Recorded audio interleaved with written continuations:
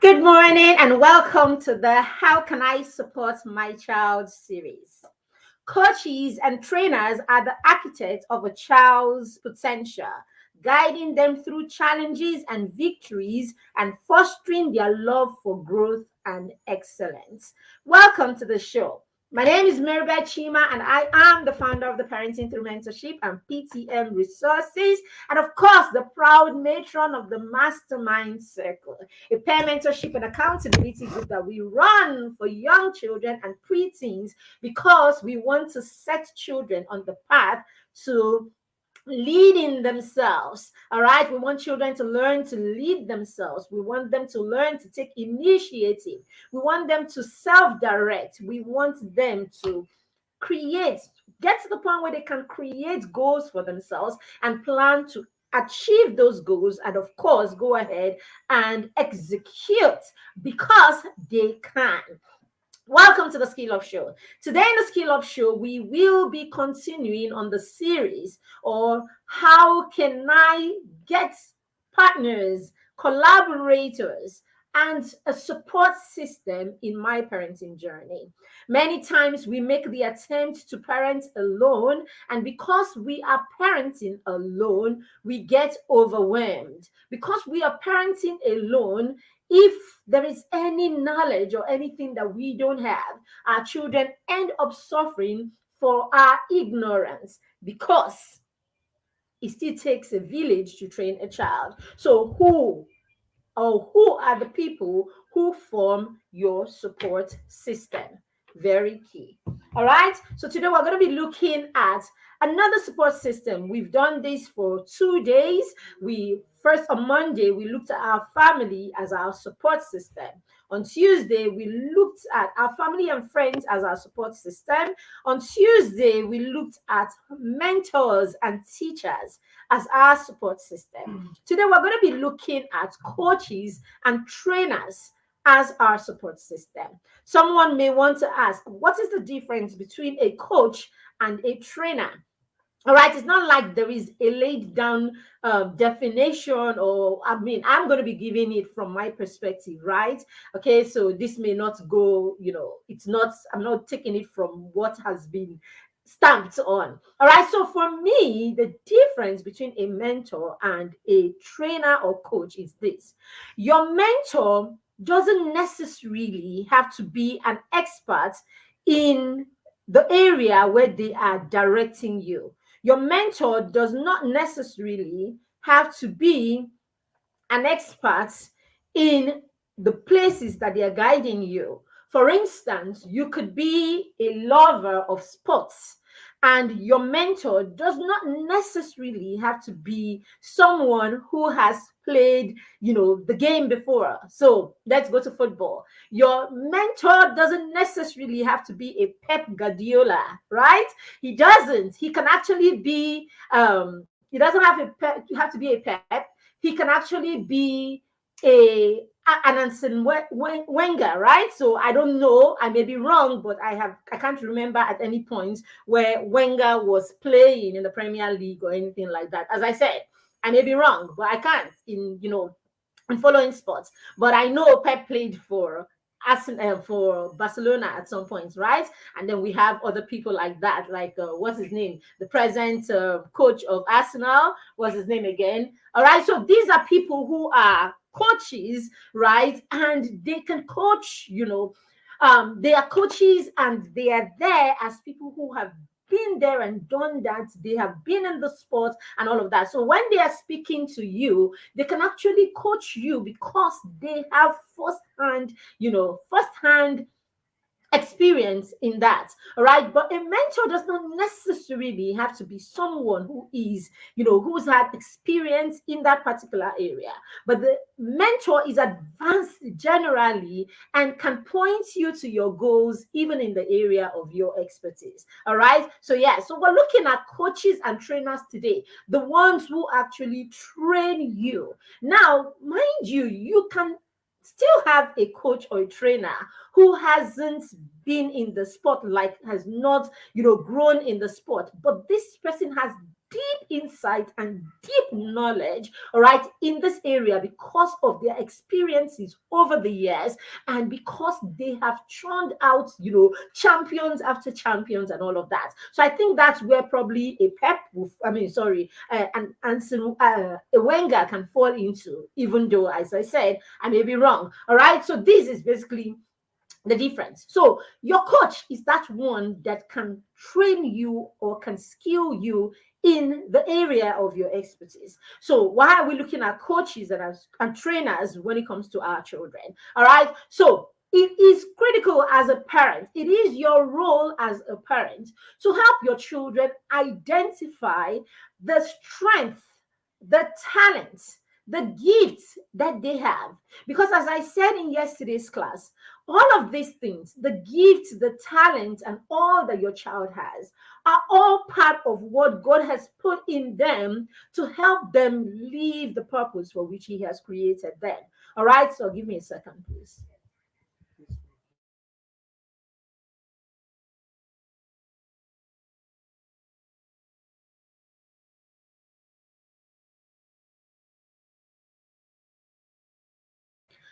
All right, sorry about that. Okay, needed to do some housekeeping. All right, so yes, so these people, so our children, yes, it's our role as parents to help our children understand and recognize the skills, the talents, the interests that they have, and the things that they are good at that they probably do not even know. It is our role to help our children live their full potential. It's our role to help our children become people of value. It's not possible that God created any one of us to come and just sit down and be a part of the world until the day we go back to Him. In fact, it is said in scripture before I knew you, before you were formed, I knew you. I have a purpose, right? God has a specific purpose for each and every one of us. And so everything that we need to be that which God has created us to be, everything that we need to live in that purpose, everything that we need to be valuable and to impact our world has been deposited inside of us. It is part of the role of parents to help their children connect with all that has been deposited in them so that they can use this to become productive and use this to become people of impact and to make a difference in the world. All right. Now, when we identify some of these things that our children have, talents, skills, interests, abilities, when we identify them, are we fully able to help them maximize their potentials in this area? Chances are we may not be. Okay, chances are we may not be. There are some of these areas that we actually can help them maximize because we are probably experts in those areas, we have mastery in those areas, we are authorities in those areas. For instance, for a mom, for instance, who is a tailor, all right, a fashion designer or whatever, for a parent who is a fashion designer, a tailor, or someone who has any skill at all, the way it was back in the day where your parents were skilled, in certain areas, and so we automatically apprenticed under them by observing them, and being with them. We're children are able to become apprentices to their parents' trade, and so we toe the same line as in the case of Jesus, right? So Joseph was the carpenter, and so Jesus was a carpenter, right? Because that was his father's trade. That's what happened back in the day where parents had their workshops and their labs and all of that right in the garage, and so it was easy by just running in and running out and going in there and observing your parents. Children were able to pick and master the trades that their parents or their families had. We still have some of these things, happening. All that children need to do is consistently see you, watch you, observe you, and then try their hand on it, and you will realize that this is the case. We have a number of people, that fit into that place today. We see this amongst footballers and sports people, how sports people have their children model after them and then get into the same sport. We have this amongst parents who are, we have this amongst some families that have medical doctors, how their children, automatically just gravitate towards that. We see this among clergymen, right? Pastors, and all of that. We see how their children gravitate and just, sometimes it's not because they've been compelled to or forced to. It just happens because this is how and this is what they've seen over and over again. All right. So this is it. So you can have cases like that where the parent is the trainer and the parent is the coach. There are other cases where the parent is not, and the parent does not have, does not have any expertise in this area. Now, when this is the case, you want to connect, you want to find that partner, you want to find that coach, that trainer that can partner with you or collaborate with you to help your children master what it is that they are good at, what they are interested in, what that hobby is that can be trained into a skill. It is very important that we do this. Okay, I remember it's 2-3 years ago when we were still running the parenting conferences. Okay, I remember one of our speakers, Hugo, at the time, saying that when she was younger, right, her mom would come and her mom, after school, her mom would come and her mom would take her to the theater, right? Her mom would take her to, arts theater. So they would go there, and they would listen to like good music, right? They would listen to good music because her mom had the plan to train their ears for the right kind of music, right? So what we have, what we have perfected doing, especially in this part of the world, is we have perfected raising people who are local champions. Yes, we perfect raising people who are local champions. So we see that our children have got interests or our children have got skills or talents in particular areas. Now, what we do is we just recognize, oh, he's very good. He likes to sing. He's very good. He can run really fast. But we don't do anything to move them from the place where this is just a basic skill to the point where this this is just a talent, right? That, is crude or is basic. And then move them to the point where these talents can be refined to the point that the person develops it into a skill. So many times, because our priorities are not in the right place, or because we have been sold the mentality that all that our children need is hardcore academic, pursuits. So this is it. So all that we keep hearing is focus on your schoolwork.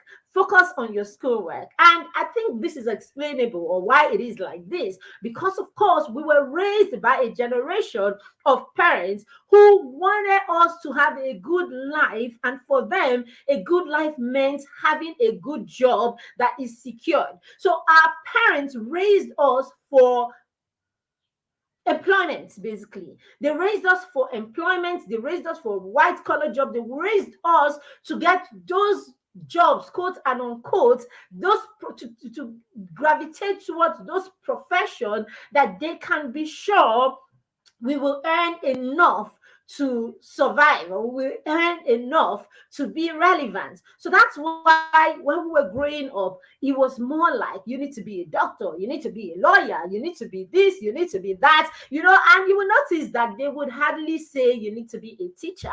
They will hardly say you need to be a tailor. They will hardly say you need to be any of these things, because coming from their generation, coming from where they are coming, these are the people that do not get the relevant jobs, or at least were not paid enough for them to live, for them to live that good life, okay, for them to turn out well, as we like to put it. All right, so our parents want us to, have good grades, have the education, the right grades and all of that, so that we can get the meaningful jobs, we can get the relevant jobs, so they can be sure that we will be paid good enough or well enough for us to have a good life. So This is the narrative, and this is the narrative that has been there for the longest time because of the generation of people who raised us, right? And then some of us have refused to leave that template. We have refused to leave that generation.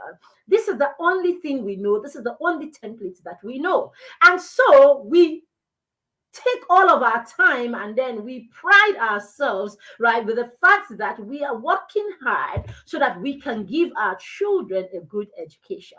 And so we have limited that good education to being able to pay a good school fees or pay reasonable good fees. You know, sometimes for some people, it has to be that the school fees is high for it to be good education.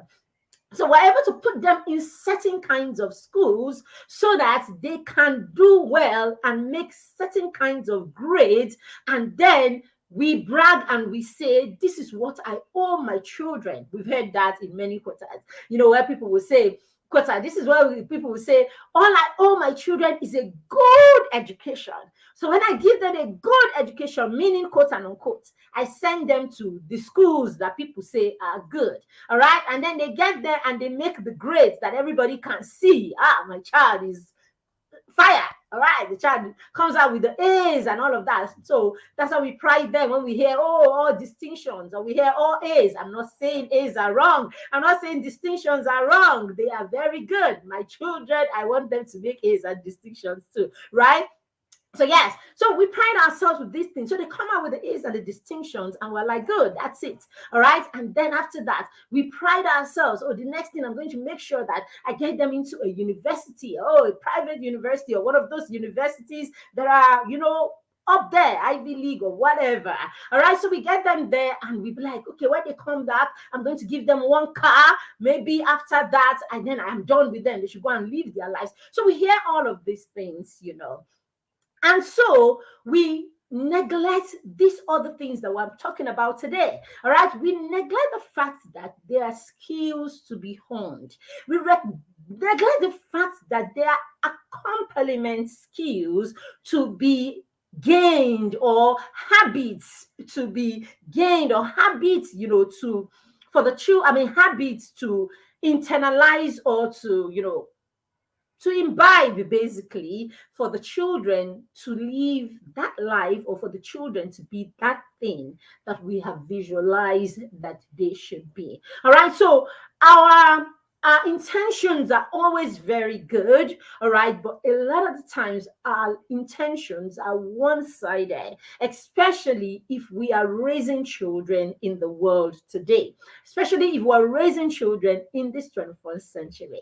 All right. So the earlier as a parent you start sitting down to look at parenting holistically and look at education holistically, the better you're able to support your child to become a wholesome human being. Now, in supporting your child to become a wholesome human being, there will be people that you need as partners and as collaborators. Okay. And how do you identify the partners and the collaborators that you need? You will start by knowing the child that you are raising. You will start by seeing the child that you are raising. You will start by being present in the life of the child that you are raising. Now, understanding who your child is, understanding what your child needs, understanding what it is that your child is good at, that your child is interested in, how your child is as a person, their personality, their love language, all of those things, how they learn,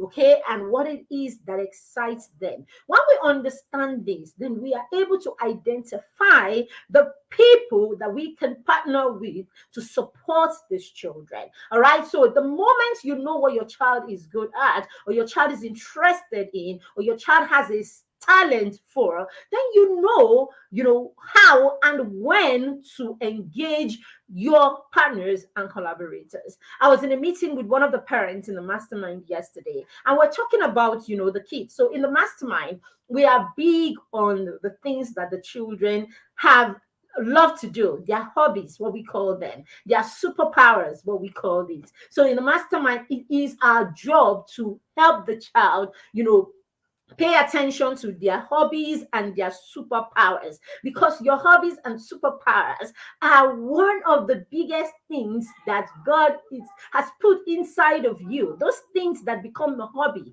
those things that become your interest, are one of the things that God has given you uniquely to help you live your full potential. That is why it is something that you are so good at that the average person is not. So I say to the children every time, what is that thing that you do without stressing? What is that thing that you do and you have fun while you are doing it? What is that thing that you do that when you do it seemingly, without any stress or any need to prove anything, it comes out so good that other people cannot even do it. Do you understand?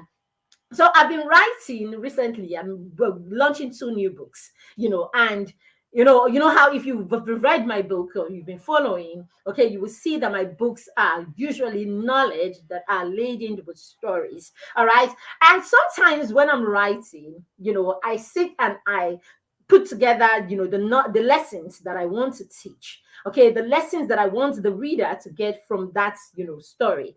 I sit down there, I get the lessons first, and then the next thing I hit my computer and the story just drops. Like the story just drops. All I have to think about for the biggest or the longest time, what I have to think about critically is the lesson and constructing that lesson. But the story that comes with it just flows, and I have a story to that lesson. Now, for me, that comes easily, right? And that's because this is part of my superpower.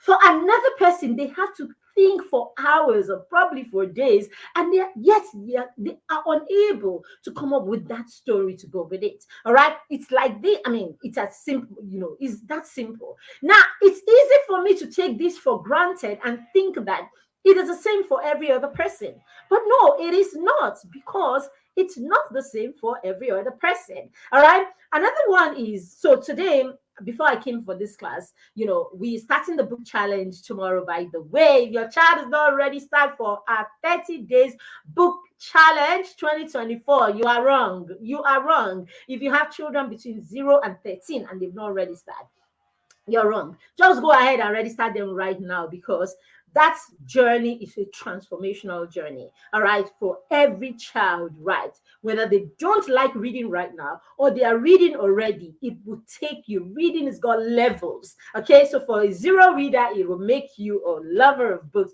And for someone who's reading, it will move you to the next level of appreciation for books. So go ahead and register. We'll have the link scrolling soon, and then you can just hit that link, or take a screenshot of it and the details basically, and register for the challenge. So you have it right there on your screen right now. All right, so I wanted him to, I was going to do something for the challenge, and I needed to get ready for this class. And all I needed to do was call our son. I'm like, come over. I need you to help me do this, okay? Because I want 3 of them. And, I just showed him, all you need to do is do this, and all of that. In 5 minutes, he called and told me, he knocked on my door and told me, I'm done with it and all of that. Now, because this is his forte, right? This is his thing. It's something that comes easy for him. So all he needs to do is just points it to him, and he's able to navigate basically. So what are your superpowers? What are your children's superpowers? What are those things that other people are stressing about your child does like this without even thinking about it? This is what we're talking about. The moment you find this, you want to now begin to see. So for the beginning, depending on how young your children are, you may want to observe, okay, and you want to just create resources in your environment. You want to create resources in your environment. You want to create experiences around that thing, all right, so that you can see, if it's something that is just the noise. Okay, I talked about that in my book, Bedtime Stories for Champions. I said having children find purpose amid the noise. So sometimes you may think that a child likes to do something, but it's just probably because the child, that's the book I'm talking about here, all right? So it may just be something that the child is drawn to because somebody around the child does that thing or likes that thing. Okay, so it could be you as a parent. Okay, you're a tailor, right? Let's use that as an example. You're a tailor and your child is around you. Okay, and then all of a sudden the child begins to say, I want to be a tailor. Or a doctor. We see these ones amongst doctors and professionals, basically doctors, bankers, and then people, lawyers, and things like that. Right. So you will see, because the child sees the glit and glam around that thing, or whatever it is that is enticing, or that attracts the child to that particular thing. In fact, it could be an uncle or a neighbor, or someone who is probably nice, okay, and this is what the person does. So the child attributes this person's niceness, kindness, or whatever it is that the person is that they admire, to what everything about that person. So you can find the child saying, I want to be a pilot like Uncle James, I want to be a doctor like Daddy, I want to be this, and they could say that for the longest time, especially if you are that family that is constantly wanting to call them a name.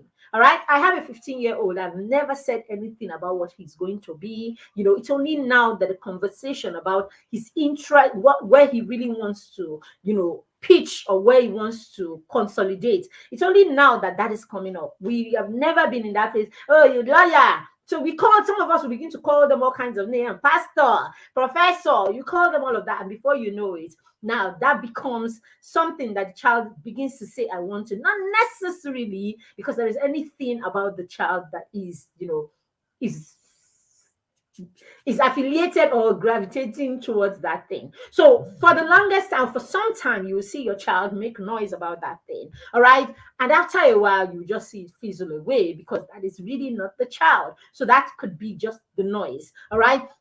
So whenever you see an interest or something that your child likes to do or enjoys doing, you want to watch it for some time and enable them. All right. Enable them by ensuring that you create experiences around that thing. You create, resources. You have resources that they can use, to simulate basically, or, pretend, role play, that thing, and all of that. And then watch the other skills that they have, their personality in relation, right, to that particular place or interest. And with time, as a parent who is observant or present, you will notice that, no, it's not his thing. It's not his thing. For instance, some of us, oh, doctor, doctor, doctor. You're calling your daughter doctor all over the place. Meanwhile, this is that daughter that is so disorganized, like totally so. This is that 10-year-old that is so unkind, like she wouldn't break a sweat to make sure that another person is comfortable or is happy and all of that. That is that child. This is that child that cannot even stand seeing anything that is uncomfortable. All right. That is that child. This is that child that you say, please, can you get me water, or can you get me this, or can you do this for me? And the child is outrightly upset or angry about it and all of that. So what is it about this child that is telling you, or that is making you call them doctor, doctor all over the place? If you check, it is just simple. The child comes tops in her class. So we use academics to decide everything. We use it to decide whether the child is a good child. We use it to decide whether the child is a trophy, is a champion. We use it to decide what's the profession. We use it to decide everything. So we're not looking at their personalities. We're not looking at other skills that they have. We're not looking at all of these things. We are just focused on their academics. So this is me saying to you, it is too small. It is too small a yardstick. It is too narrow a yardstick for you to use and determine everything about a child. Some of our children are the ones, they are the good ones, they are the trophy ones, they are the ones that we point everybody to simply because they come tops in their class. Now, that very compassionate child, that good singer, that child that is really very kind, that child that is all huggy and all expressive, nobody sees the child because the child is coming number 15th in the class. And so the child is not pointed to as an example for anything. It is the one that comes tops, that is very toxic, cannot even stand any of their siblings, constantly shouting and hitting and beating and really very nasty. but that is the trophy child, and that is the everything kind of child, simply because he passes well. So we use the fact that our children do well academically, we use it as excuse for them to behave anyhow, right? We use it as excuse for us to, just pretend that other things are not okay. So these are the issues that we deal with as parents, and these are the things that we need to start paying attention to, and we need to start doing differently. All right. So, yes, the moment you identify these things, now you want to hold on there for some time, and then after holding on there for a while, you want, as I said, help the child to, provide the resources that will help the child, do the kind of thing. Simulating means pretend that they are that person. All right, watch out for the other skills around this child that points you to think that this child would do well in this area. That's where it should actually come from in the first place. Okay, and then all of that. Now, when you finish and then you see the child is hanging in there for the longest time, the child is hanging in there for the longest time, right? What do? You look for someone who is an expert in that area, a trainer, and get your children to train so that they can hone that skill. Yes, we've done this for for our son is almost 15. Okay, and we've gone, it's been a journey with him, basically. Okay, that journey started with us asking him when he was 6 going on 7, what is it about you? What is it that you know how to do that you would want to do to be a blessing to someone, or you want to do to bless other people? Because impact is one of our core values. In fact, is one of our top 5 core values, being able to impact people. All right. So when our children learn everything, our children learn excellence from a place of impact. They learn financial skills from a place of impact. They learn spirituality from a place of impact, right? Service and impact. So service is one of our core values. Impact is one of our core values. So when we started having the conversation with our son when he was only 6 going on 7 about what it is that he thinks is superpower, we came from the place, what is that superpower that you can use to serve and to impact other people?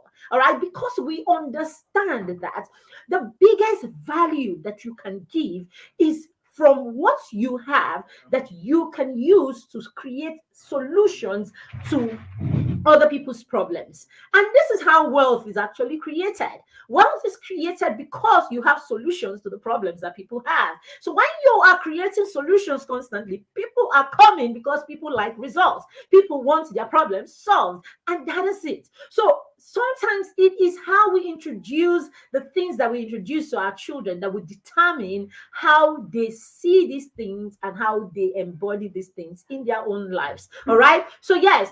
And so from that point, we moved and he started doing videos, science videos, because he wanted to and all of that. Now, through doing those science videos, we realized that there was something. He could actually take a topic after the first manuscript, the first, scripts that I gave our son for his science videos when he was 8. I noticed that he didn't say one thing. I mean, he didn't follow in exact way anything from that script. He basically owned that script or owned that topic and delivered it in his own way. So what I realized was, like, he is not that person that you say cram line 8 to 10, and he can actually take a topic and deliver it in his own way with his own words and all of that. So I knew that there was a skill in there was the ability to teach right there. All right. And so we also knew that there was something, about public speaking right there. He didn't have a problem, right, with assimilating, articulating his thoughts and delivering that thought in a way that people can comprehend, and he is confident while he is at it. And so we knew that there was something in there where public speaking is concerned. So we knew that we were not enough. We're not enough to give him that skill. We're not enough to get him mastery in that area. And so what did we do? The first things or first skill that he got to learn was public speaking. So we enrolled him into a public speaking program. All right. Now, before that public speaking program, we had noticed that he didn't want to be on stage. He didn't want to do anything that put the spotlight on him. And so we realized the more he gets to talk to people, the more he gets to express himself with other people other than us. Because back at home, he's a vibrant, loud, he's that child that nothing, he was just fine at home.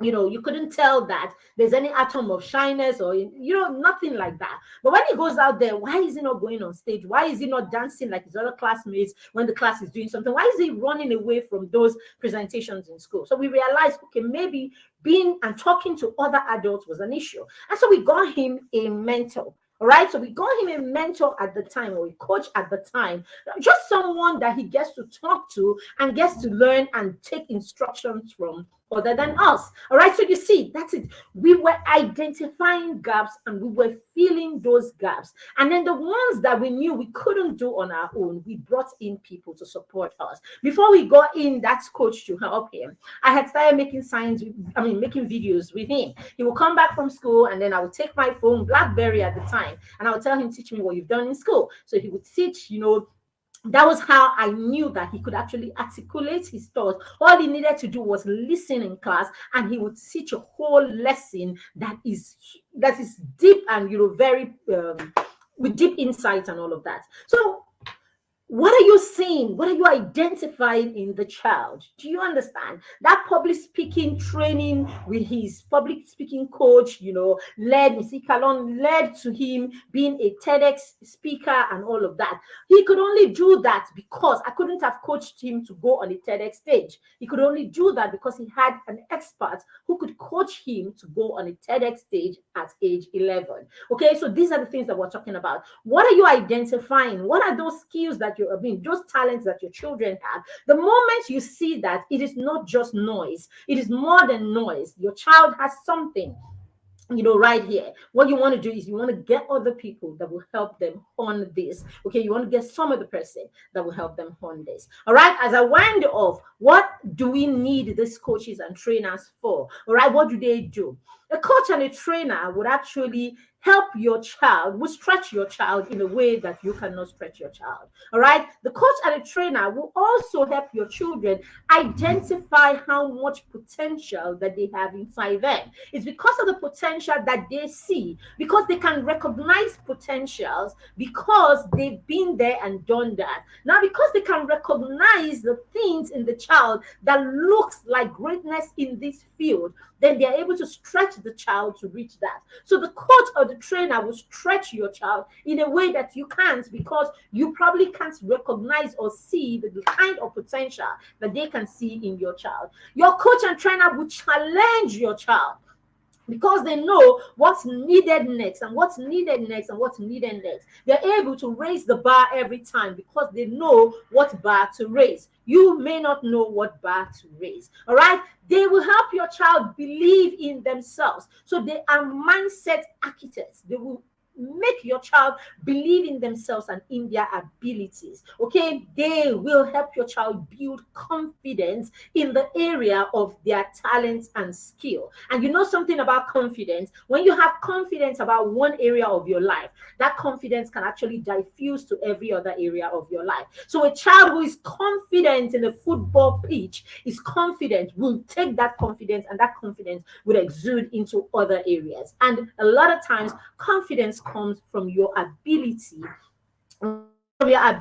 to succeed on your own, your ability to win, to be a champion. When you know that I am a champion by my own efforts. So that's why a lot of times some of our children who do well in school, because they have lesson teachers who have come back to back, somehow the child is not able to internalize and enjoy all of that victory on their own, because there is that thing inside of you that knows that, I didn't actually do all of this on my own. All right. It's the same thing with when we help our children achieve tasks and whatever. What you're doing, you are stopping them from enjoying the feeling of victory that they get if they are able to do these things on your own. So what we're supposed to do is support our children, help them, learn the process and how to go about whatever it is. Then after that, step back back and allow them win on their own so that they can enjoy the full benefits of winning. All right, so we're going to stop here today. You should get our books. We have amazing books that can help you in all of these things we're talking about. My very famous and bestseller bedtime stories for champions. You want to get this book for your child. We also have Young and Money Smart. Are you trying to raise? You see me, I've talked and I've dabbled into money and all of that. Say there's a place, there is a mindset of a wealthy person, and that's where your child should start from. It's not about go to one show so that you will hammer. Okay, it's not about hammering, it's about the mindset. It's from inside. All right, Unlocking Excellence, as excellent, beautiful book to help your child see that it is much more, right, than just the grades in school. All right, so we have three other books. Okay, I don't have all three of them here, but hey, that's it. So you can order for our books by just reaching out. All right, send us a message, and then you can get our books. If you'd like to be a part of the challenge, you should be. If you have children between 0 and 13, we have the information. Just use this information, screen grab it, send us a message on our direct line 081 302 081 306 All right, or just grab the information on the screen and make payment. Just 3,000. In fact, we even just get into that link and come and we will have a conversation on all of this. Thank you very much. Have a fantastic rest of the day. And I'll see you tomorrow again when we have another episode of How Can I Support My Child?